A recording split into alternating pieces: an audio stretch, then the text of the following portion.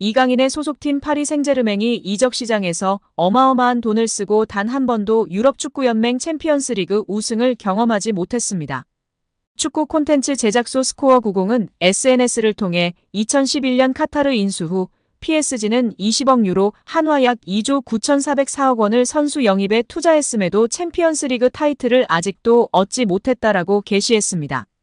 2011년 카타르 스포츠 투자청은 프랑스의 수도 파리에 연고를 둔 PSG를 인수했습니다. 카타르의 막대한 자본력을 등에 업은 PSG는 이적 시장이 개장할 때마다 큰 손 역할을 했습니다. PSG는 선수단을 강화하기 위해 이적 시장에서 매번 지갑을 열었습니다. 수많은 스타 선수들이 PSG를 거쳐갔는데요. 2012년부터 질라탄, 티아고 실바, 네이마르, 음바페, 리오넬 메시가 있었습니다. 이외에도 베컴, 디마리아, 카바니 등 세계 정상급 선수가 즐비했습니다. PSG가 선수 영입에 20억 유로를 쓸 정도로 적극적인 투자를 감행한 결정적인 이유는 유럽 최강팀이 되기 위해서였습니다.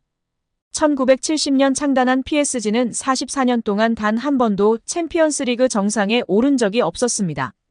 QSI는 챔피언스리그 우승에 대한 의지를 드러냈습니다. 카타르의 공격적인 투자에도 PSG는 지금까지 챔피언스리그 왕좌를 거머쥐지 못했습니다. 현지 매체가 대대적으로 보도한 내용에 따르면 파리 생제르맹은 음바페가 나가게 되면서 이강인을 포함한 이번 시즌 신입생 11명도 예외 없이 많이 포함된 살생부가 공개되었다고 합니다. 살생부는 무려 7명이라고 합니다. 파리 생제르맹의 정보를 주로 다루는 PSG 인사이드 액터스는 루이스 엘리케 감독이 구단 수뇌부에 제출한 살생부를 공개했습니다.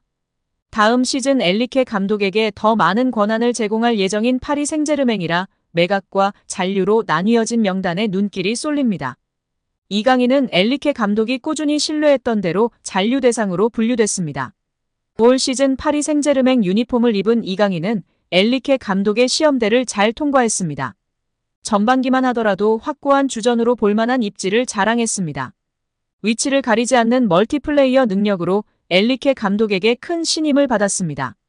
재능에 상당한 만족감을 표했는데요. 엘리케 감독은 지난해 연말 스페인 프리메라리가를 안 보는 이들에게 이강인은 아마 조금 생소한 선수일 것이라고 입을 연 뒤 이강인은 오른쪽 윙어, 왼쪽 윙어를 맡았다. 매우 중요하다. 이강인은 기술적인 능력을 갖고 있다. 그리고 팀을 위해 자신을 희생한다고 지금까지 유효한 긍정평가를 내놓았습니다. 잉글랜드 카디프에서도 뛰었고 국가대표팀 출신으로 훌륭한 미드필더였던 김보경 선수인데요. 김보경 선수는 이강인을 향해 훌륭한 선수들을 많이 봐왔는데 이강인 선수를 처음에 보고 퍼스트 터치가 다른 점에서 정말 크게 될 선수라고 생각했다고 발언하며 큰 관심을 받았습니다. 세계적인 선수들의 퍼스트 터치를 보는 것 같았다며 완전히 다른 클래스라고 극찬하며 화제가 되었었습니다. 큰 키로 킥앤러쉬의 대표주자이자 국가대표 출신의 김신욱 선수는 이강인 선수가 어릴 때 대표팀에 만났었는데 같이 벤치에 있던 시간이 많아 자주 어울리고 대화를 많이 했었다. 그 친구는 축구 재능은 말할 것도 없고 선배나 다른 선수들에게 먼저 다가가고 말을 걸고 애교 부리고 예의 바르게 하는 모습을 보며 얘는 정말 대성할 것 같다라는 생각이 들었다고 발언했었습니다. 발렌시아의 유스 코치이자 현재는 바르셀로나 유소년 디렉터를 맡고 있는 모촐리 코치는 이강인의 왼발은 왼손처럼 정확하다. 그의 재능과 플레이 스타일은 다비드 실바를 닮았다. 실바와 같은 레벨까지 성장할 선수라고 확신한다고 극찬하기도 했습니다. 발렌시아에서 함께 성장한 페란 토레스는 이적 직후 주장인 파레오를 중심으로 한 일부 베테랑들이 나와 이강인을 의도적으로 괴롭히고 따돌렸다고 폭로하며 주목을 받았습니다. 이후 이강인을 향한 구단의 기다림과 대우가 아쉽다. 이강인에게 충분한 기다림과 출전 시간을 보장해줘야 한다.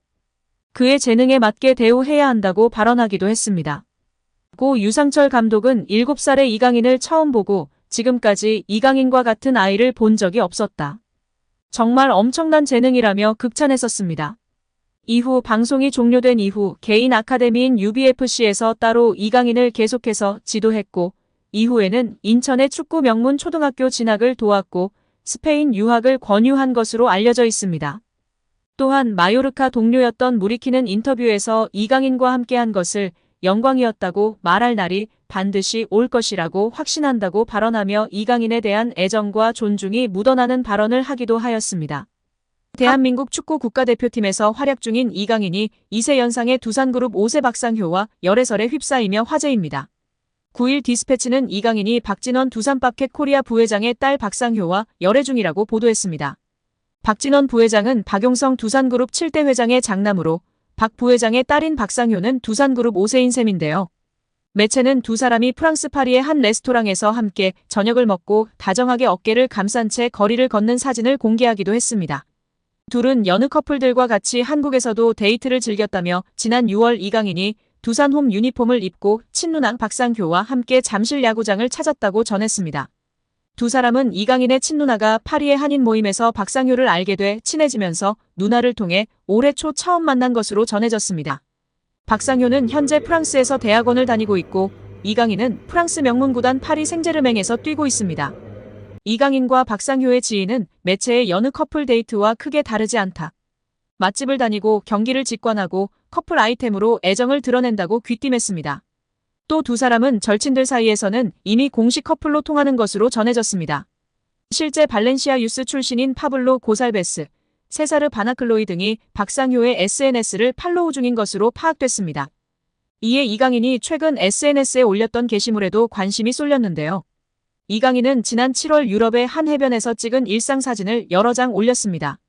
사진 속 이강인은 왼손에 반지를 끼고 있어 커플링이 아니냐는 의심을 받기도 했었습니다. 특히 당시 여성 핸드백이 배경에 함께 찍혀 열애 의혹에 불을 붙였습니다. 현지 보도에 따르면 PSG는 지난달 익명의 PL 클럽으로부터 이강인에 대한 제안을 받았으나 이를 거절했습니다. 영국에서는 중동 자본을 등에 업은 뉴캐슬 유나이티드가 이강인을 노리고 있다는 루머까지 등장했습니다. 그러나 PSG가 이강인을 팔지 않겠다고 선을 그으면서 이강인의 이적설은 루머에 그쳤습니다. 이어 김민재의 전 소속팀인 나폴리도 이강인과 연결됐습니다. PSG가 음바페의 대체자로 빅터 오시멘을 영입하려고 하는데 오시멘의 이적료가 워낙 비싸니 나폴리 측에서 먼저 지불 구조를 이적료와 선수로 바꿀 것을 제안했다는 내용이었습니다. 이 과정에서 나폴리는 PSG가 내놓을 트레이드 카드로 이강인을 지목했는데 PSG가 곧바로 협상을 접었습니다.